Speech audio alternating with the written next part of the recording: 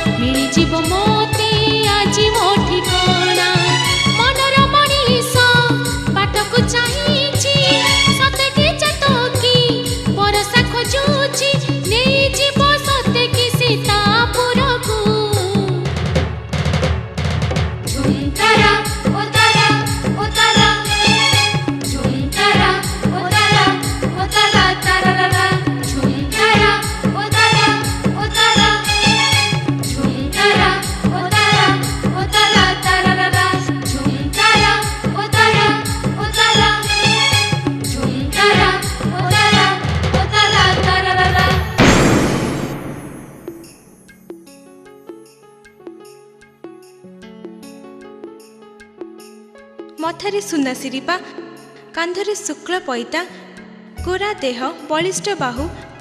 କିଏ ତୁମେ ବ୍ରାହ୍ମଣ? ମୁଁ ବିଦ୍ୟାପତି। ଏଇଟା ଯେ ଶବରପଲ୍ଲୀ? ହୁଏତ ମୁଁ ବାଟ ଭୁଲିଛି। ଖାଲି ବାଟ ଭୁଲିନ, ତୁମେ ଥକି ପଡ଼ିଛ। ଏଇ ମୃଗଛାଲ ଦଉଛି, ବସ। ଘରେ ତମର ଆଉ କିଏ ଅଛନ୍ତି? ମା ତ ନାହିଁ, ବାପା ତାଙ୍କ କାମରେ ଯାଇଛନ୍ତି, ଟିକିଏ ପରେ ଆସିବେ।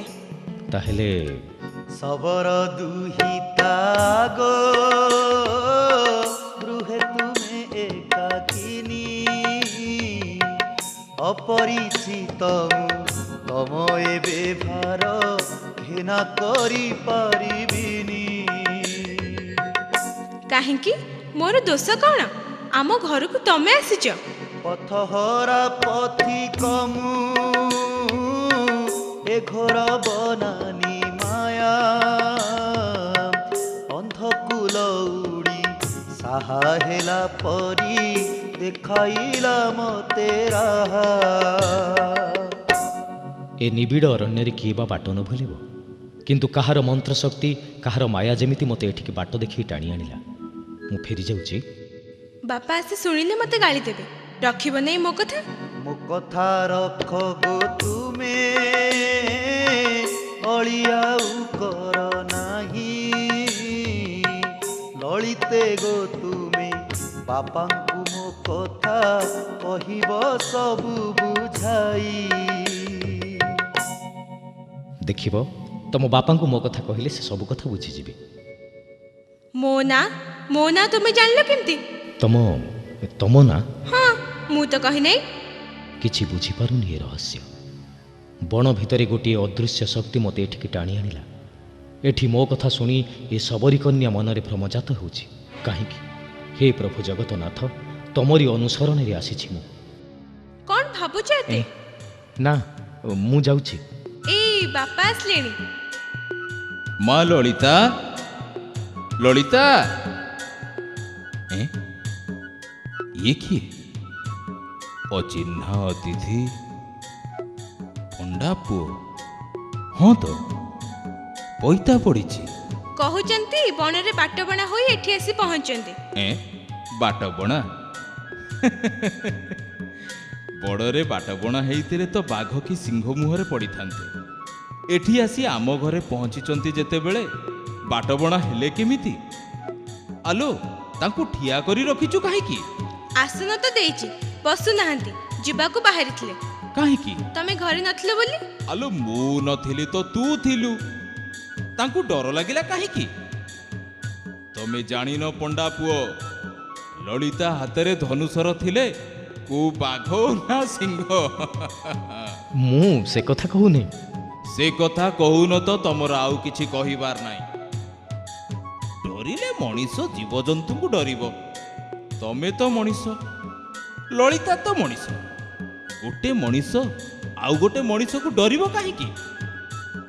ତମେ ବସ ପଣ୍ଡାଏ, ବସ। ତାଙ୍କ ନାଁ ବିଦ୍ୟାପତି। ହଉ, ହେଲା ହେଲା ହେଲା। ତୁ ନେ ମା, ଏ କନ୍ଦମୂଳ ସିଝେଇ ଦେ, ଆଉ ଭାତ ରାନ୍ଧ। ସେ ଖାଇ ପିଇ ଟିକେ ସୁସ୍ଥ ହୁଅନ୍ତୁ। ବୁଝିଲ ବିଦ୍ୟାପତି, ଏ ବିଶ୍ୱାବସୁ ଶବର ଘରେ ଅତିଥି ହେଲେ ତମର ଆଉ କିଛି ଚିନ୍ତା ନାହିଁ। ତମେ ଆଗ ଖାଇ ପିଇ ସୁସ୍ଥ ହୁଅ, ପରେ କଥାବାର୍ତ୍ତା। କ'ଣ ଭାବୁଛ? ଓ, ତମେ? ପଚାରୁଛି ପରା, କ'ଣ ଭାବୁଛ? ଯାହା ତୁଣ୍ଡରେ ଖୋଲି କହି ହୁଏନି। ଭଲ କଥା ତ। ତୁଣ୍ଡ ଖୋଲିବାକୁ ଏଠି ତୁମକୁ କିଏ ମନା କରିଛି? ସବୁଦିନେ ବଣ ଜଙ୍ଗଲରେ ମନ ଇଚ୍ଛା ଯାଇ ବୁଲୁଛ। ବଣରୁ ଫେରି ଏଇ ଅଶୋକ ଗଛ ମୂଳରେ ବସି ବସି ଭାବୁଛ। ତମ ବାପା କେମିତି ଦିନ ରାତି ଯାଇ ବଣ ଜଙ୍ଗଲରେ ବୁଲୁଛନ୍ତି? ସିଏ ତ ଶବର ଜାତିର, ବଣରେ ବୁଲିବା ତାଙ୍କ ଧର୍ମ। ମୁଁ ଏଠି ଶବର ଘରେ 3 ମାସ ହେଲା ରହି ରହି ମୋର ଶବର ଧର୍ମ ହେଇଗଲାଣି। ସତେ? ଲଳିତା, ଲଳିତା। ଏଇ ବାପା ଆସିଲେଣି। ବିଦ୍ୟାପତି, ଏଠି କ'ଣ କରୁଛ? ଇଏ କେମିତିକା ଅତିଥି କେଜାଣି? ସବୁଦିନେ କୁଆଡ଼େ କୁଆଡ଼େ ଯାଇ ବୁଲିବେ, ଫେରି ଆସି ସେଇ ଅଶୋକ ମୂଳରେ ବସି ଭାବିବେ। ବିଦ୍ୟାପତି, ବସ ବସ ବସ। ମୁଁ ଏ ପଥର ଉପରେ ବସୁଛି। ତମେ କିଏ? କୋଉଠି ତୁମ ଦେଶ? କାହିଁକି ତମେ ଆସିଛ? ଏ କଥା ତମେ ମୋତେ କେବେ କହିନ କି ମୁଁ ଜାଣିବାକୁ ବି ଚାହେଁ। ହେଲେ 3 ମାସ ତୁମକୁ ନୀତି ପ୍ରତି ଦେଖି ଦେଖି ତମ ପାଖରେ ଏ ମନ ଏମିତି ବାନ୍ଧି ହେଇଗଲାଣି ଯେ ମୁଁ ଠିକ୍ ବୁଝିପାରୁନି। ଶୁଣ ବାପ, ତତେ ମୁଁ ପୁଅଠୁ ବଳି ସ୍ନେହ କରିଛି। ତୋ ହାତରେ ମୁଁ ଲଳିତାକୁ ଦେବି। ଲଳିତା ସାଙ୍ଗରେ ତୋର ବାହାଘର ହବ। ବାହାଘର? କାହିଁକି? ବାହାଘରଠୁ ବଳି ଆଉ ପୁଣ୍ୟ କାମ କ'ଣ ଅଛି ଯେ ତୋ ଆଖି ଖୋସି ହେଇଯାଉଛି? ମୋ ଝିଅ କ'ଣ ତୋ ମନକୁ ପାଉନି? ଝିଅ ତମର ଯେମିତି ରୂପବତୀ ସେମିତି ଗୁଣବତୀ, କିନ୍ତୁ ତମେ ଶବର, ମୁଁ ବ୍ରାହ୍ମଣ। କ'ଣ କହିଲୁ? ମୁଁ ଶବର ବୋଲି ଛୋଟ ଜାତି आउ तू बड़ जाति तू जानू मु कहा पुओ ଶିଆଳି ଲତାରେ ଶୋଇଥିଲା ବେଳେ ଶ୍ରୀକୃଷ୍ଣ ପାଦକୁ ସର ପିନ୍ଧିଥିଲା ଯେଉଁ ଶବର ମୁହିଁରେ ଅଟଇ ତାରକୁ ମର ପ୍ରଭୁ ଛାଡ଼ିଲେ ଦେହ ଶୂନ୍ୟବାଣୀ ହେଲା ପ୍ରଭୁଙ୍କ ଶରୀର ସମୁଦ୍ରେ ଭସାଇ ଦିଅ। ସେଇଠୁ ସେଇ ଦିନୁ ପ୍ରଭୁ ଲୁଚି ରହିଛନ୍ତି ନୀଳମାଧବ ରୂପରେ ଦାରୁ ବ୍ରହ୍ମ ହୋଇ ପୂଜା ପାଇବାକୁ ମର୍ତ୍ତେ କଳି ଯୁଗରେ। ମୋର ଶୁଣିଥା କଥା ମୋ ଝିଅର ହାତ ନ ଧରିବୁ ଯେବେ ଉଡ଼େଇ ଦେବି ତୋ ମଥା ଉଡ଼େଇ ଦେବି ତୋ ମଥା ଉଡ଼େଇ ଦେବି ତୋ ମଥା।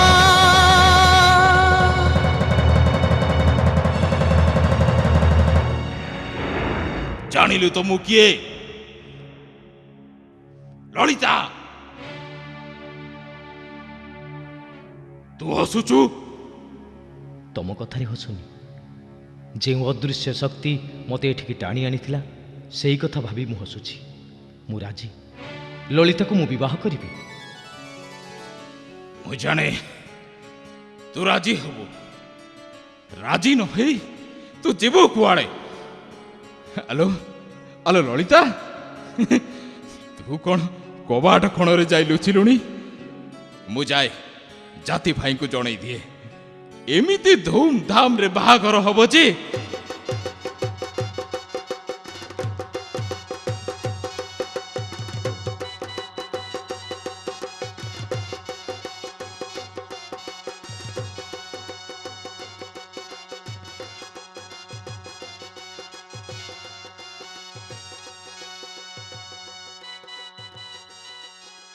ନାଇଁ ଏଇ କଥା ଆଉ ହେଇପାରିବ ନାହିଁ।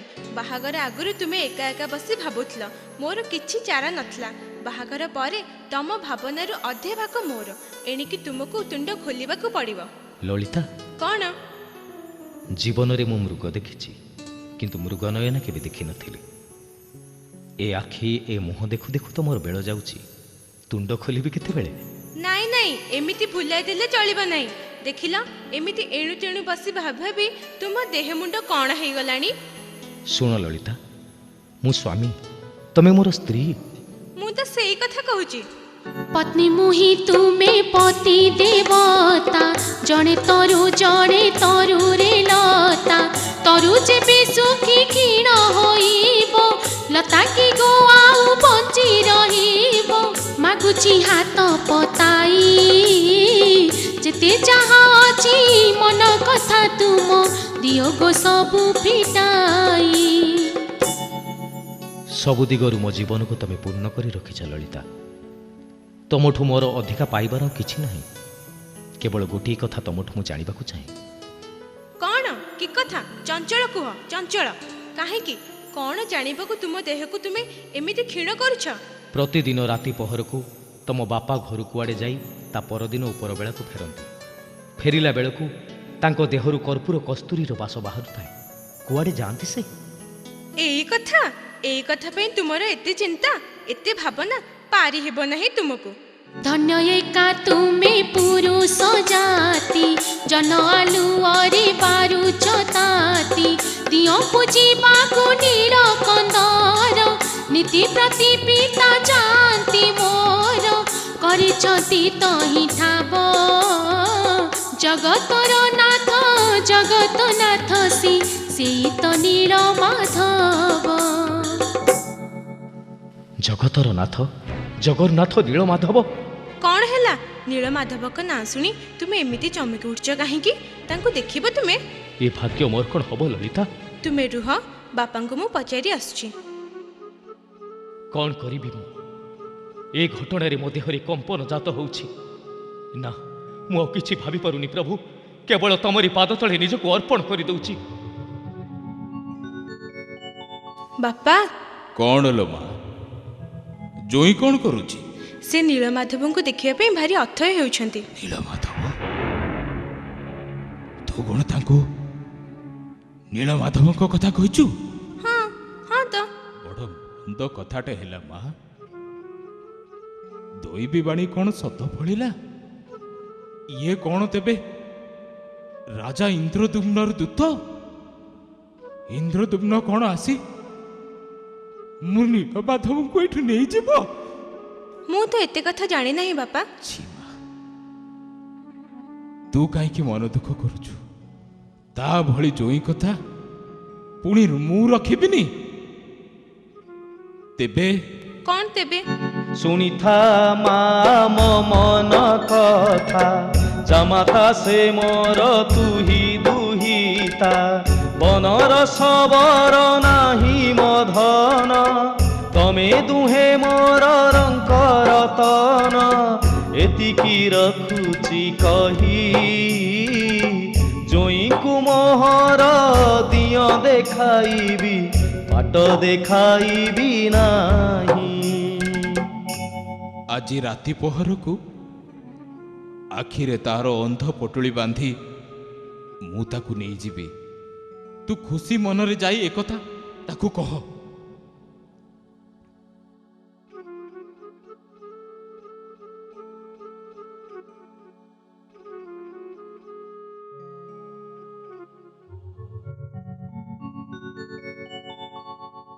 କ'ଣ କହିଲେ? ଆଜି ରାତିରେ ସେ ତୁମକୁ ନେଇ ଦିଅ ଦେଖେଇବେ, ହେଲେ ବାଟ ଦେଖେଇବେ ନାହିଁ। ଆଖିରେ ଅନ୍ଧ ପୁଟୁଳି ବାନ୍ଧି ନେଇଯିବେ। ମୋର ଭାଗ୍ୟ ମୁଁ ନୀଳମାଧବଙ୍କ ଦର୍ଶନ ପାଇବି। ହେଲେ ଲଳିତା, ସେ ମୋତେ ଅବିଶ୍ୱାସ କରୁଛନ୍ତି କାହିଁକି? ସେ ଅବିଶ୍ୱାସ କରନ୍ତୁ, ମୁଁ ତୁମର ସ୍ତ୍ରୀ, ମୁଁ ତୁମକୁ ଅବିଶ୍ୱାସ କରିପାରିବି ନାହିଁ। ମୁଁ ତୁମକୁ ଗୋଟିଏ ଉପାୟ କହୁଛି। କି ଉପାୟ? ମାଘି ସୋରିଷ ମୁଁ ଦେବି ଗୋପନେ, କାନିରେ ବାନ୍ଧିବ ଅତି ଯତନେ, ବୁଣି ବୁଣି ଯାଉଥିବ ସୋରିଷ, ଦିନ କେତଟାରେ ଉଠିବ ଗଛ, ଜଣା ପଡ଼ିଯିବ ବାଟ, ଜଣା ପଡ଼ିଯିବ ବାଟ, ଏକା ଏକା ଯାଇ ନୀଳ କନ୍ଦରରେ ପାଇବ ପ୍ରଭୁଙ୍କ ଭେଟ। ବୁଝିଲ ତ? ଆଜି ରାତିରେ ବାପାଙ୍କ ସାଙ୍ଗରେ ଗଲାବେଳେ ମାଘି ସୋରିଷ ବୁଣି ବୁଣି ଯିବ। ସୋରିଷ ଗଛ ହୋଇଗଲେ ଦିନେ ଯାଇ ବାଟ ଦେଖି ଆସିବ।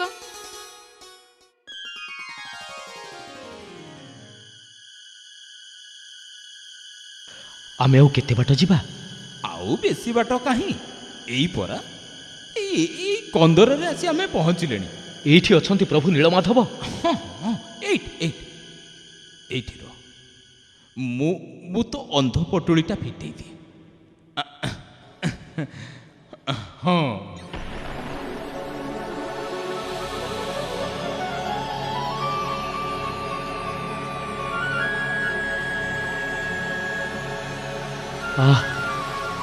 ଏ କ'ଣ ମୁଁ ଦେଖୁଛି?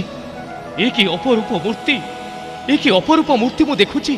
ମୁଁ ନିସ୍ତରୀ ଗଲି, କୋଟି କୋଟି ଜନ୍ମ ପାଇଁ ମୁଁ ନିସ୍ତରୀ ଗଲି।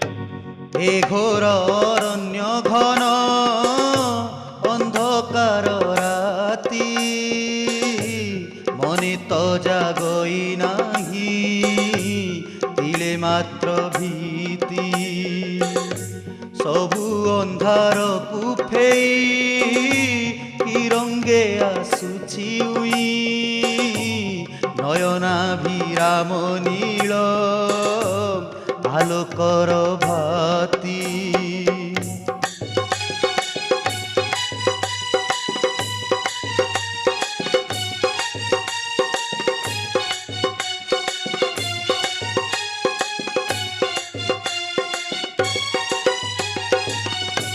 ନୀଳ ଏ ନୀଳ କନ୍ଦର, ସବୁ ତ ନୀଳ ସୁନ୍ଦର, ବାଟ ତଳେ ଉଭା ନୀଳ ମାଧବ ମୂରତି।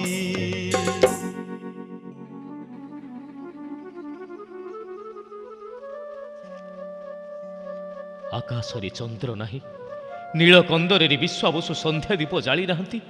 ତମରି ଶ୍ରୀ ଅଙ୍ଗରୁ ପ୍ରଭୁ ନୀଳ ଆଲୋକର ଢେଉ ଖେଳି ଉଠୁଛି। ବାହୁ ଉପରେ ମଥା, ମୁଦ୍ରିତ ନୟନ, ପାଦ ପଦ୍ମ ପ୍ରସାରିତ, ଏ ବଟ ବୃକ୍ଷ ତଳେ କେତେ ନିଶ୍ଚିନ୍ତରେ ଶୋଇଛ ପ୍ରଭୁ। ଦେଖୁଛ ପ୍ରଭୁ, ତମ ଦର୍ଶନରେ ମୋ ଜୋଇଁ ବିଦ୍ୟାପତିର ଆଖିରୁ କେମିତି ଧାର ଧାର ଲୁହ ଗଡ଼ି ଆସୁଛି। ତୁ ଟିକେ କନ୍ଦର ବାହାରକୁ ଯା ବାପା, ମୁଁ ପ୍ରଭୁଙ୍କ ସେବା ମଣେଇ ବଢ଼େଇ ଦିଏ।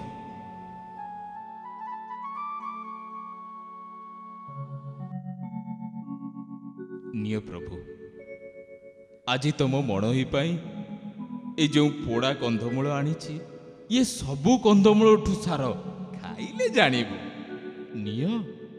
ହେଇତି ମହାପ୍ରଭୁ, ମୁଁ ତମର ହାତ ଗୋଡ଼ ଧରି ନେହୁରା ହଉଛି, ତମେ ମୋ ସାଙ୍ଗରେ ଏମିତି ହଟ ଲଗାନା। ତମକୁ ଭୋକ ହବଣି, ନବଟି ନିଅ ନିଅ। ନାହିଁ ରେ ବିଶ୍ୱାବସୁ, ଆଉ କନ୍ଦମୂଳ ଭୋଜନ ଚଳିବନି।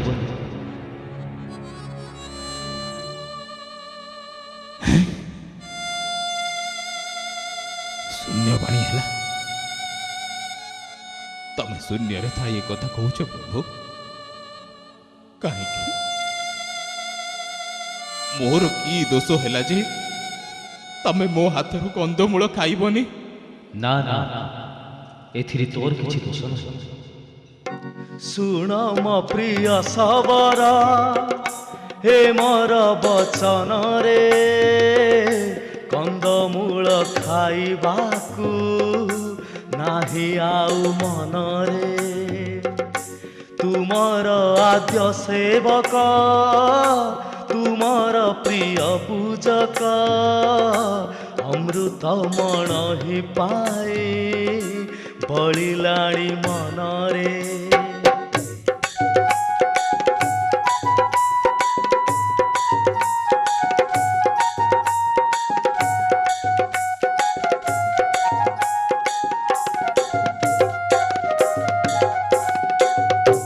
हे ବିଦାରୁ ବ୍ରହ୍ମରୂପ, ଲାଗିବ ତ୍ରିସନ୍ଧ୍ୟା ଧୂପ, ଲୋଡ଼ିଲାଣି ଆମ୍ଭଙ୍କୁ ରାଜା ଇନ୍ଦ୍ରଦ୍ୟୁମ୍ନରେ। ଏକଥା ତୁମେ କହୁଛ ପ୍ରଭୁ? ତୁମେ ମୋ କଥାର ତ ଉତ୍ତର ଦଉନ। ମୋ କଥା ତମେ ଆଉ ଶୁଣିବନି? हे नीलकंदर बासी, हे नील माधव, जेदिन ए रूप को मुकलिए ठाब, सेही दिनु जानी तिली तु ही मो निजर। मो आहार कंदमूल हेला तो आहार।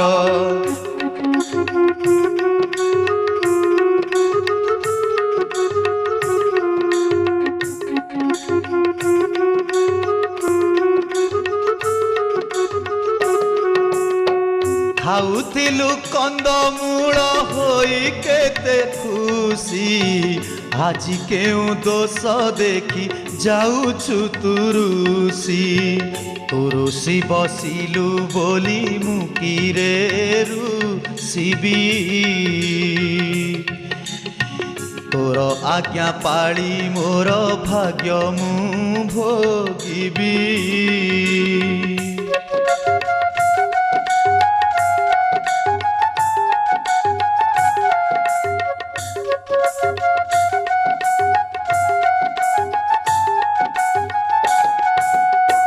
राजभोगे चलिबाकु बळुची तो मन, जाणु तु ही मु सेतिकी नुहई भाजन।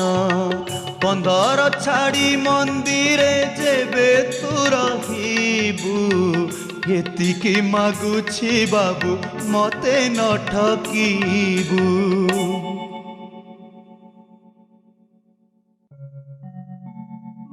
ବାପାଙ୍କ ସାଙ୍ଗରେ ଯାଇ ନୀଳମାଧବଙ୍କୁ ଦେଖିଲ, ମୋ ବୁଦ୍ଧିରେ ନୀଳକନ୍ଦରକୁ ବାଟ ଚିହ୍ନି ରଖିଲ। ଇଏ କେମିତିକା କଥା ଯେ ତୁମେ ଡରି ଯାଉଛ? ଏଇ ବାପା ତୁମର ଆସିଲେଣି। କ'ଣ ହେଲା? ବିଦ୍ୟାପତି ତଳକୁ ମୁହଁ କରି ଠିଆ ହେଇଛି କାହିଁକି? ତମକୁ କହିବାକୁ ଡରୁଛନ୍ତି। ଡରୁଛି କାହିଁକି? ବହୁତ ଦିନ ହେଲା ଘରୁ ଆସିଲେଣି, ଭାବୁଛି ଟିକେ ଘରକୁ ଯିବି। ଇଏ ତ ଅତି ଭଲ କଥା, ଏଥିରେ ଡରିବାର କ'ଣ ଅଛି? କହ, କେବେ ଯିବୁ? ଏ ରାତି ପାଇଲେ। ମୁଁ କଲ୍ୟାଣ କରୁଛି ବାପ, ତୁ ଭଲରେ ଭଲରେ ଯାଇ ଘରେ ପହଞ୍ଚିବୁ। ମୁଁ ଜାଣେ, ଠିକ୍ ଜାଣେ, ତୁ ତୋ କୁଟୁମ୍ବ ପରିବାରଙ୍କୁ ଦେଖା କରି ତୋ କାମ ସାରି ପୁଣି ଏଠିକି ଫେରି ଆସିବୁ। ଲଳିତା, ରାତି ପାହିଲେ ଜୋଇ ମୋର ଯାତ୍ରା ଆରମ୍ଭ କରିବ। ଯା ସବୁ ଯୋଗାଡ଼ କରି ରଖ।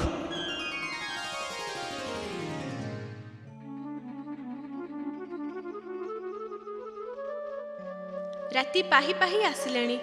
ମୁଁ ଜାଣିପାରୁନି ଲଳିତା, କେମିତି କ'ଣ କହି ତମଠାରୁ ମୁଁ ବିଦାୟ ନେବି, ମେଲାଣି ନେବି। କି କଥା ଯେ ତୁମେ କୁହ? ଘର ପୁଅ ଘରକୁ ଫେରୁଛ, ଏଠି ତମର ପର କିଏ ଅଛି ଯେ ତୁମକୁ ମେଲାଣି ଦେବ? ନା ନା ଲଳିତା, ଏ କଥା କହି ତମେ ମୋତେ ଭୁଲେଇ ଦେଇପାରିବନି। ବୁଡ଼ିଲାଣି କୁଆଁ ତାରା, ପ୍ରଭାତ ହେଲାଣି, ଦିଅ ଗୋ ମେଲାଣି ବୋଲି ସ୍ଫୁରୁ ନାହିଁ ବାଣୀ।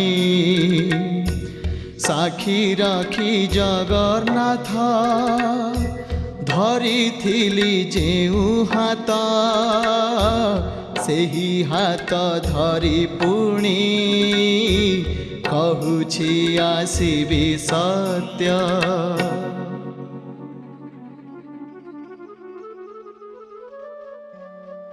ତମର ଏଇ ଅବସ୍ଥାରେ ତମକୁ ଛାଡ଼ି ମୁଁ ଯାଉଛି। ମୋର ଏଇ ଗୋଟିଏ କଥା ତମେ ରଖିବ, ମନରୁ ତମର ଦମ୍ଭ, ସାହସ ଆଉ ବଳ କେବେ ବି ହରେଇବନି। ଲଳିତା, ଏ କ'ଣ ଲଳିତା, ତମେ କାନ୍ଦୁଛ? ହଁ ମୁଁ କାନ୍ଦୁଛି। ଆଖିରୁ ଲୋତକ ନ ଝରିଲେ ତୁମକୁ ମେଲାଣି ଦେବି କେମିତି?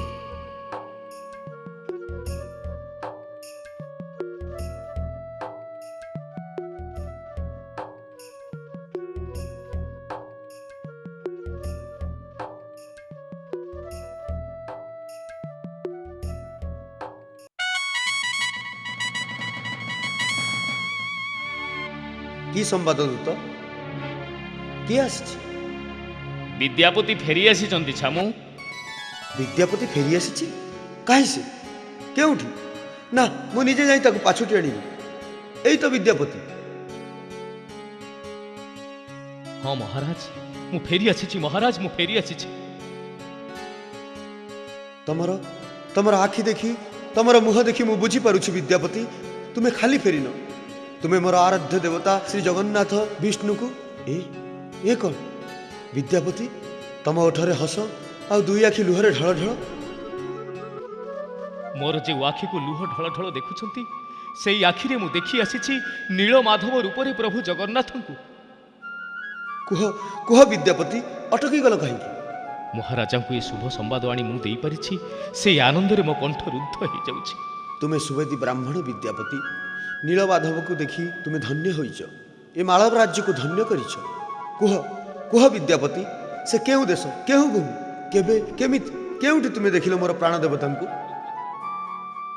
ପୂର୍ବ ସାଗର ତଟଭୂମି ଉତ୍କଳ ଖଣ୍ଡ, ସେଇଠି ନୀଳ କନ୍ଦରରେ ବଟ ବୃକ୍ଷ ତଳେ ବିଜେ କରିଛନ୍ତି ପ୍ରଭୁ ନୀଳମାଧବ। ସେ ଶ୍ରୀମୁଖର ତୁଳନା ନାହିଁ, ସେ ପାଦ ପଦ୍ମର ପଟାନ୍ତର ନାହିଁ, ସେ କମଳ ନୟନର। ଥାଉ ବିଦ୍ୟାପତି, ଏତିକି ମାତ୍ର କହି ତମେ ମୋତେ ଅମୃତ ସାଗରରେ ଭସାଇ ଦେଲଣି। ପ୍ରଭୁଙ୍କର ଏତିକି ଗୁଣ କୀର୍ତ୍ତନ ଶୁଣି ମୁଁ ନିଜକୁ ଆଉ ଆୟତ୍ତରେ ରଖିପାରୁନାହିଁ। ଏଇ ଦେଖ, ମୋର ସମସ୍ତ ଦେହରେ ପୁଲକ ଜାତ ହେଲାଣି। ଶୁଣି ପ୍ରଭୁ ନାମ ସଙ୍ଗେ ଧାମ, ପୁଲକ ଜାତ ମୋ ଦେହେ ଯେ, ଅନ୍ତରେ ବାହାରେ ମାନସ ପଟରେ ବିଷ୍ଣୁ ରୂପ ଖେଳି ଯାଏ ଯେ, ଦେଖେ ସବୁଠି ବିଷ୍ଣୁ, ଗଗନରେ ବିଷ୍ଣୁ, ପବନରେ ବିଷ୍ଣୁ, ଶୂନ୍ୟ ମଣ୍ଡଳରେ ବିଷ୍ଣୁ ଯେ।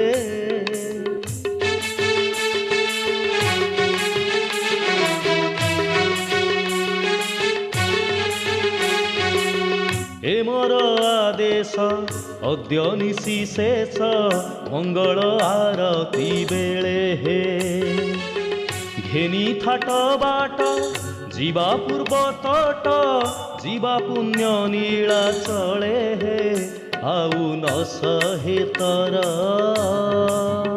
ଲାଗିଲାଣି ନୀଳ ମାଧବଙ୍କ ଡର, ଡାକେ ନୀଳ କନ୍ଦର।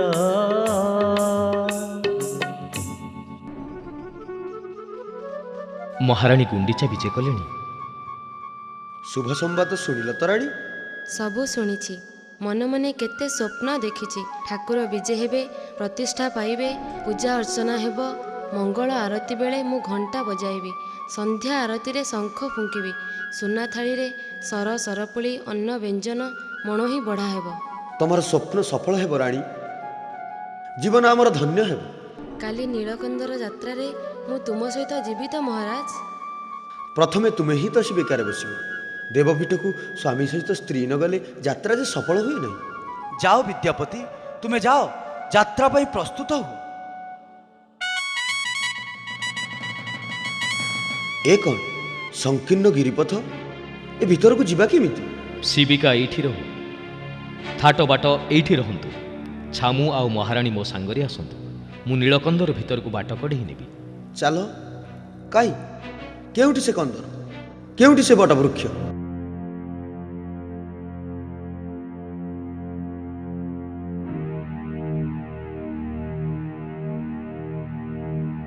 ଏଇ ସେ ନୀଳକନ୍ଦର, ଆଉ ଏଇ ସେ ବଟବୃକ୍ଷ।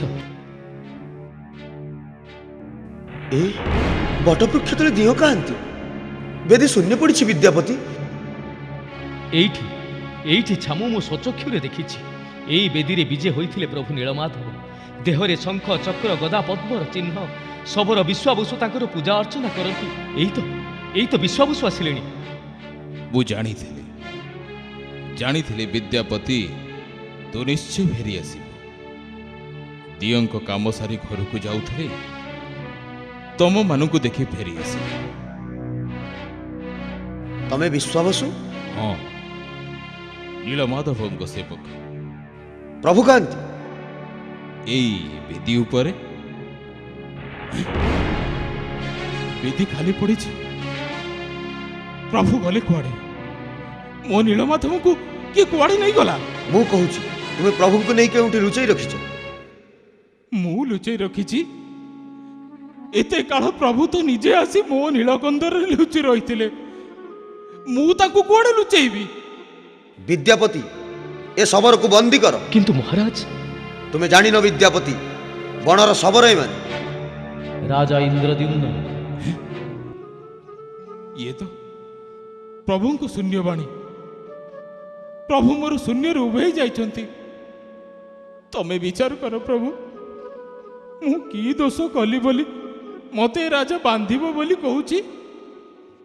ଧର ନାହିଁ ମନ୍ଦ ବୁଦ୍ଧି, ବାନ୍ଧନା ଏ ଶବରେ, ନ ପାଇବୁ ଇନ୍ଦ୍ରଦ୍ୟୁମ୍ନ ମତେ ଆଉ କନ୍ଦରେ। ନୀଳାଦ୍ରି ପର୍ବତ ଚୂଳେ ରହିବି ବଡ଼ ଦେଉଳେ, ଗଢ଼ା ବେগে ସେ ଦେଉଳ ବସାଇ ଚକ୍ର ଶିଖରେ।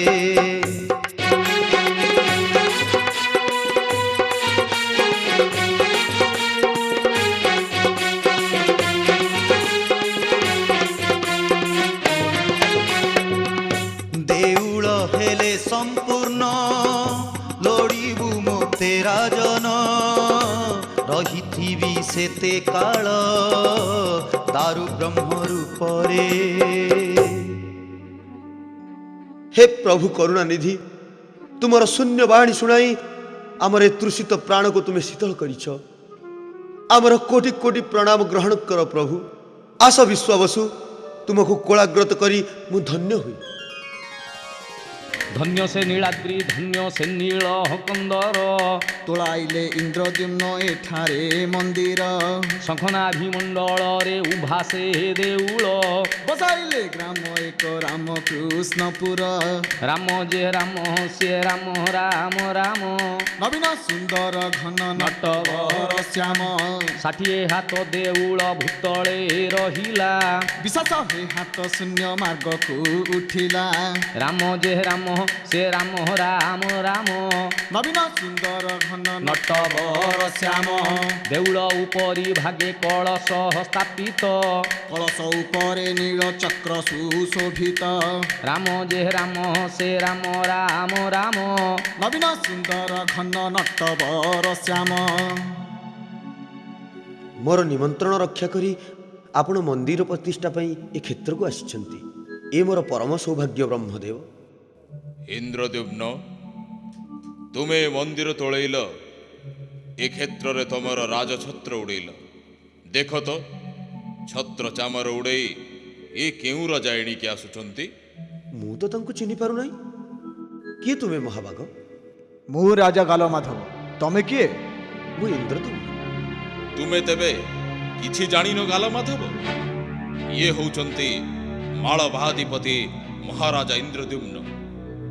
ଏ ମନ୍ଦିର ସିଏ ତୋଳେଇଛନ୍ତି। ପ୍ରତିଷ୍ଠା ପାଇଁ ମତେ ନିମନ୍ତ୍ରଣ କରି ଆଣିଛନ୍ତି। ହସିଲ କାହିଁକି? ହସିବି ନାହିଁ। ଏ କ୍ଷେତ୍ରରେ ରାଜା ମୁଁ। ଏ ମନ୍ଦିର ମୁଁ ତୋଳାଇଲି। ଆଉ ଇଏ କେଉଁଠିକାର କିଏ ଆସି କହୁଛନ୍ତି କ'ଣ ନା ମନ୍ଦିର ସେ ତୋଳାଇଛନ୍ତି। ଇଏ ବଡ଼ ବିଚିତ୍ର କଥା। କ'ଣ କହୁଛ ଇନ୍ଦ୍ରଦ୍ୟୁମ୍ନ? ମନ୍ଦିର ମୁଁ ତୋଳାଇ ନଥିଲେ ବ୍ରହ୍ମଲୋକକୁ ଯିବାର ସାହସ ମୁଁ କରିନଥାନ୍ତି। ଗାଲମାଧବ, ତମେ କ'ଣ କହୁଛ? ମୋର ସେମିତିକା ସାହସ ନଥିଲେ ଏତେ ବଡ଼ ଗୋଟାଏ ମନ୍ଦିର ମୁଁ ତୋଳାଇ ପାରିନଥାନ୍ତି। ଇଏ ଆହୁରି ବିଚିତ୍ର କାହାଣୀ। ତୁମେ ମନ୍ଦିର ତୋଳାଇଛ? କେହି ସାକ୍ଷୀ ଅଛନ୍ତି? ମୁଁ ମନ୍ଦିର ତୋଳାଇଲି ବୋଲି ତ ମନ୍ଦିର ଏଠି ମୁଣ୍ଡ ଟେକି ଠିଆ ହେଲା। ଆଉ ସାକ୍ଷୀ କ'ଣ? ଇନ୍ଦ୍ରଦ୍ୟୁମ୍ନ, ତମର କେହି ସାକ୍ଷୀ ଅଛନ୍ତି? ଅଛନ୍ତି। ମୋର ସାକ୍ଷୀ ଏଇ କଳ୍ପବଟର ଭୂଷଣ୍ଡ କାକ ଆଉ ଇନ୍ଦ୍ରଦୁମ୍ନ ପୋଖରୀର କୁର୍ମମାନେ। କାକ ବୋଲେ ପିତାମହ ଶୁଣ ମୋ ବଚନ, ଅଳ୍ପପଟେ ରହିଛି ମୁଁ ଧରି ରାମ ନାମ। ମୁଁ ଦେଖିଛି ଇନ୍ଦ୍ରଦ୍ୟୁମ୍ନ ଦେଉଳ ତୋଳିଲା, ବ୍ରହ୍ମାଙ୍କୁ ଆଣିବା ପାଇଁ ବ୍ରହ୍ମଲୋକ ଗଲା। ରାମ ଯେ ରାମ ସେ ରାମ ରାମ ରାମ, ନବୀନ ସୁନ୍ଦର ଘନ ନଟବର ଶ୍ୟାମ। ଏଗାଲ ମାଧବ ରାଜା ଗାଲୁ ପେଲୁ ଅଛି, ଜାଣିଥାଅ ତା କଥାରେ ସତ ନାହିଁ କିଛି। ଏ ରାମ ଯେ ରାମ ସେ ରାମ ରାମ ରାମ, ନବୀନ ସୁନ୍ଦର ଘନ ନଟବର ଶ୍ୟାମ। ଏ କାକଟା ଗୋଟାଏ ମୂର୍ଖ କାକ। ମୁଁ ତା କଥା ମାନିବି ନାହିଁ କି ମନ୍ଦିର ଛାଡ଼ିବି ନାହିଁ। ଆସ ତେବେ କୁର୍ମମାନଙ୍କ ପାଖକୁ ଯିବା। କୁର୍ମ ମାନେ ସାକ୍ଷ୍ୟ ଦେଲେ ସତର, ଇନ୍ଦ୍ରଦ୍ୟୁମ୍ନ ତୋଳାଇଛି ଦେଉଳ। ବହି ବହି ଦେଉଳକୁ ପଥର। ଏ କୁର୍ମ ଦଶା ହେଲା ଆମର। ଯେବେ ବ୍ରହ୍ମଲୋକ ଗଲେ ରାଜନ, ଓ ବ୍ରହ୍ମା କରୁଥିଲେ ବସି ତର୍ପଣ। ତର୍ପଣରେ ବହୁ କାଳ ବିତିଲା, ଏ ବାଲିଝଡ଼ ମନ୍ଦିରକୁ ପୋତିଲା। ବାଲି କଢେଇଲେ ଗାଲ ମାଧବ, ଅଛି ମନ୍ଦିର ଦେଖିଲା ସେ ଠାବ। ପାପ ଆଶା ତା ମନକୁ ଛୁଇଁଲା। ମିଛେ ଦେଉଳଟା ମୋର କହିଲା। ତାହେଲେ ଗାଲମାଧବ, ଏବେ କ'ଣ କହୁଛ ତୁମେ? ଶୁଣି କୁର୍ମୁ ମୁଖୁ ବାଣୀ ଏ ସନ, ଗାଲ ମାଧବ ବିରସ ବଦନ। ଲାଜେ ତଳ ମୁଖ କରି ବସିଲା। ଇନ୍ଦ୍ରଦ୍ୟୁମ୍ନର ଦେଉଳ ମାନିଲା। ଯଥାବିଧି ବ୍ରହ୍ମା କଲେ ପ୍ରତିଷ୍ଠା, ଶୂନ୍ୟ ବାଣୀ ଶୁଣାଇଲେ ଦେବତା। ମହାରାଣୀ ଗୁଣ୍ଡିଚା, କୁଶ ଶଯ୍ୟା ଛାଡ଼ି ଚାଲି ଆସିଲ ଯେ ସ୍ୱାମୀ। ପ୍ରଭୁଙ୍କର ଶୂନ୍ୟବାଣୀ ହେଇଛି? ହଁ, ମନ୍ଦିର ପ୍ରତିଷ୍ଠା ହେଲା। ଠାକୁରଙ୍କ ଦର୍ଶନ ମିଳିଲା ନାହିଁ। ଅହୋରାତ୍ର କୁଶଶଯ୍ୟାରେ ଶୋଇ ପ୍ରଭୁଙ୍କୁ ସ୍ମରଣ କଲି। ଏବେ ଶୂନ୍ୟବାଣୀ ହେଲା। ଦାରୁବ୍ରହ୍ମ ରୂପରେ ପ୍ରଭୁ ବାଙ୍କି ମୁହାଣରେ ବିଜେ ହୋଇଛନ୍ତି। ମନ୍ଦିରକୁ ଆସିବେ କିପରି? ମୁହାଣରେ ସୁନା ଶଗଡ଼ି ଲାଗିବ। ଲକ୍ଷ ଲକ୍ଷ ଥାଟ ସୈନ୍ୟ ଯେଉଁ ଦାରୁକୁ ସୁତାଏ ସୁଧା ଘୁଞ୍ଚାଇ ପାରିବେ ନାହିଁ, ସେଇ ଦାରୁକୁ ମୁଁ ପ୍ରଭୁଙ୍କ ପୂଜକ ବିଶ୍ୱାବସୁ ଓ ବିଶ୍ୱାବସୁର ଜାମାତା ବିଦ୍ୟାପତି ଶୂନ୍ୟ ଶୂନ୍ୟ ଟେକି ଆଣି ସୁନା ଶଗଡ଼ିରେ ଥୋଇବୁ। ଏହା ହିଁ ପ୍ରଭୁଙ୍କର ନିର୍ଦ୍ଦେଶ। ବିଦ୍ୟାପତି ତ ତାଙ୍କ ଶ୍ୱଶୁର ଘରେ ଅଛନ୍ତି। ହଁ, ମୁଁ ସେମାନଙ୍କ ନିକଟକୁ ଚାର ପଠାଇ ଦେଇଛି। ଏଇ ତ ସେମାନେ ଆସିଲେଣି। ସତ ମହାରାଜ, ଦିଅ ମୋର ଦାରୁ ବ୍ରହ୍ମ ରୂପରେ ବାଙ୍କି ମୁହାଣରେ ଦେଖା ଦେଇଛନ୍ତି। ହଁ ବିଶ୍ୱାବସୁ, ପ୍ରଭୁଙ୍କର ଅସୀମ ଦୟା। ତେବେ ଚାଲନ୍ତୁ ମହାରାଜ, ବାଙ୍କି ମୁହାଣକୁ। କେତେ କାଳ ହେଲା ମାଧବଙ୍କୁ ଦେଖିନି, ଥରେ ଆଖି ପୁରି ଦେଖିନି। ବିଦ୍ୟାପତି, ତୁମେ ମଧ୍ୟ ଆମ ସାଥିରେ ଯିବ। ଚାଲନ୍ତୁ ମହାରାଜ। ଏଇଠି ଗୋଟିଏ କଥା କହୁଛି ମହାରାଜ, ବିଦ୍ୟାପତି ମୋ ଝିଅ ଲଳିତାକୁ ବିବାହ କରିନଥିଲେ ସେ ନୀଳମାଧବଙ୍କର ଭେଟ ପାଇଥାନ୍ତା ନା ଏ ଦେଉଳ ଗଢ଼ା ହେଇଥାନ୍ତା, କି ପ୍ରଭୁ ଆଜି ଦାରୁବ୍ରହ୍ମ ହେଇନଥାନ୍ତେ। ଏ ଯୋଗାଯୋଗ ସହଜରେ ଘଟେନି।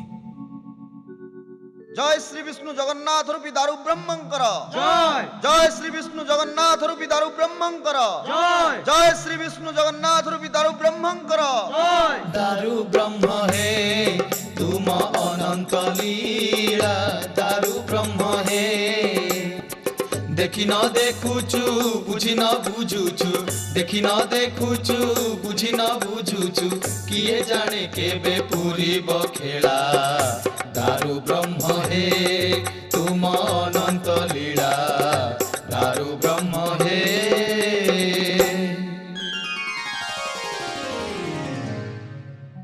ଦେଖୁଛ ତ ରାଣୀ, ଶ୍ରୀ ଜଗନ୍ନାଥ ପଦେ ପଦେ ଆମକୁ ପରୀକ୍ଷା କରି ଚାଲିଛନ୍ତି। 2 ଲକ୍ଷ ବଢ଼େଇ ଆସିଲେ, ସେମାନଙ୍କର ନିହାଣ ମୁଗୁର ଭାଙ୍ଗିଲା। ମୂର୍ତ୍ତି ଗଢ଼ିବା ତ ଦୂରର କଥା, ଦାରୁରେ ଗାରଟିଏ ସୁଦ୍ଧା ଟାଣିପାରିଲେ ନାହିଁ।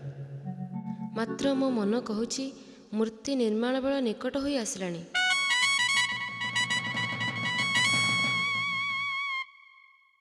ଛାମୁ ଶୁଣିମା ହୁଅନ୍ତୁ, ଆଉ ଜଣେ ବଢ଼େଇ ଆସିଛି। କିଏ କିଏ ଆସିଛି? ମୁଁ ଆସିଛି। ଏ ବଢ଼େଇ ଗୁଡ଼ାଙ୍କୁ କାହିଁକି ଧରି ରଖିଛ ରାଜା? ଜାତିରେ ବଢ଼େଇ, ମାତ୍ର ସେମାନେ କୁଳଧର୍ମ ରକ୍ଷା କରିପାରିଲେ ନାହିଁ। ଯିଏ ନିହାଣ ଧରିଲା ସେ ଯଦି ମୂର୍ତ୍ତି ଗଢ଼ି ଦେଉଥାନ୍ତା ତେବେ ଇଏ କ୍ଷେତ୍ର ଗୋଟାକ ମୂର୍ତ୍ତିମୟ ହେଇଯାଆନ୍ତାଣି। ମୂର୍ତ୍ତି ତେବେ ଗଢ଼ିବ କିଏ? ମୁଁ ଗଢ଼ିବି। ତୁମର ଏ ବୟସ, ହାତ ଗୋଡ଼ ଥରୁଛି। ହେଲେ ମନଟା ମୋର ଯାଇ ଲାଖି ରହିଲାଣି ଦାରୁ ବ୍ରହ୍ମରେ। ଶୁଣ ରାଜା, ମୁଁ ଏଇ ଦେଉଳ ଗମ୍ଭୀରା ଭିତରେ ରହିଲି। ଏଇଠି ରହି 21 ଦିନରେ ମୂର୍ତ୍ତି ଗଢ଼ିବି। ତମେ କବାଟ ବନ୍ଦ କରି ବାହାର କିଳିଣି ଦେଇ ମୁଦ ବସାଅ। ତମର ଭୋଜନ? ମୋ ଭଜନ କଥା ଥାଉ ହେ ରାଜା, ଯେଉଁ ମୂର୍ତ୍ତି ଏଠି ଗଢ଼ିବି ଏଣିକି ତାଙ୍କ ଭଜନ ଚିନ୍ତା ତମକୁ ଦିନ ରାତି ଲାଗି ରହିଥିବ। ହଁ, ଏ 21 ଦିନ ମୋତେ ଡାକିବ ନାହିଁ କି କବାଟ ଫିଟେଇବ ନାହିଁ। କବାଟରେ ମୁଦ ଦେଇଯାଅ, ମୁଁ କାମ ଆରମ୍ଭ କରେ।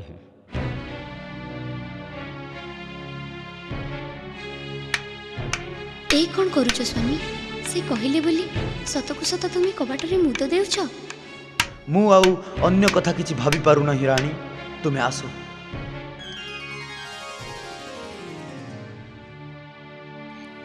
ଚଉଦ ଦିନ ହେଇଗଲା।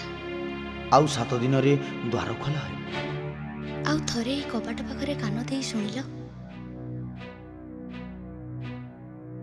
କିଛି ନାହିଁ, ନିହାଣ ମୁଗୁରର ଶବ୍ଦ ସବୁ ନାହିଁ। ତାହେଲେ ମୋ ମନକୁ ପାପ ଛୁଉଁଛି। ରାଣୀ, ନା, ତୁମେ ଠିକ୍ କହିଛ ରାଣୀ। ମୁଁ ଏହି ମୁହୂର୍ତ୍ତରେ କ୍ଷମା କରନ୍ତୁ ମହାରାଜ, କିଏ ଜାଣେ ସେଇ ମହାପ୍ରଭୁଙ୍କ ଆଜ୍ଞାରେ ଏସବୁ ଘଟୁଛି। ତେବେ ଶୁଣନ୍ତୁ ମହାମନ୍ତ୍ରୀ, ଯଦି ମହାପ୍ରଭୁଙ୍କର ମୋ ପ୍ରତି ଦୟା ହୋଇଥାଏ ତେବେ ତାଙ୍କରି ଆଜ୍ଞାରେ ମୁଁ ମୁଦ ଭାଙ୍ଗୁଛି।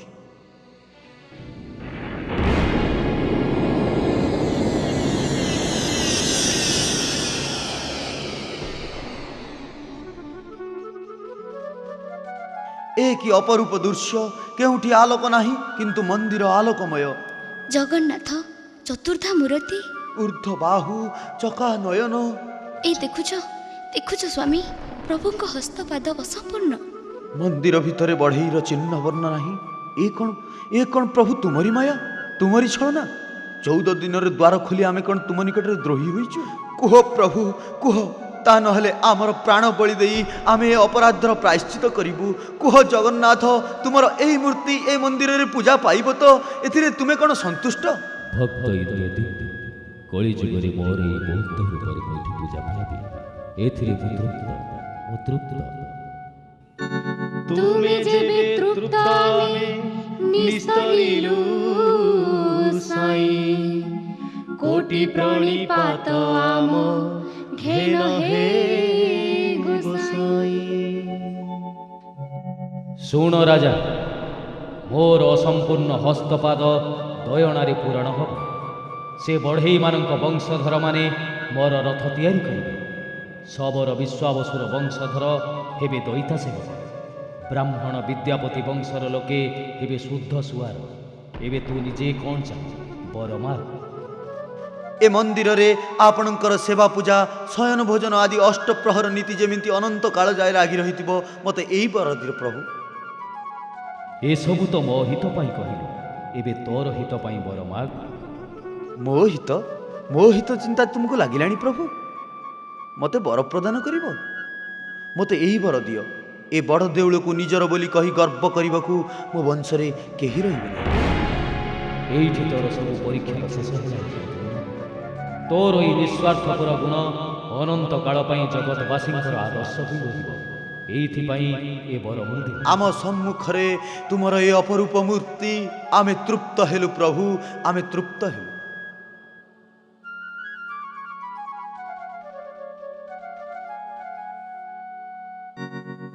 जगन्नाथ स्वामी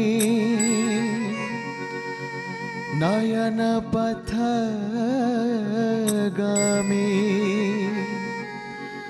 भव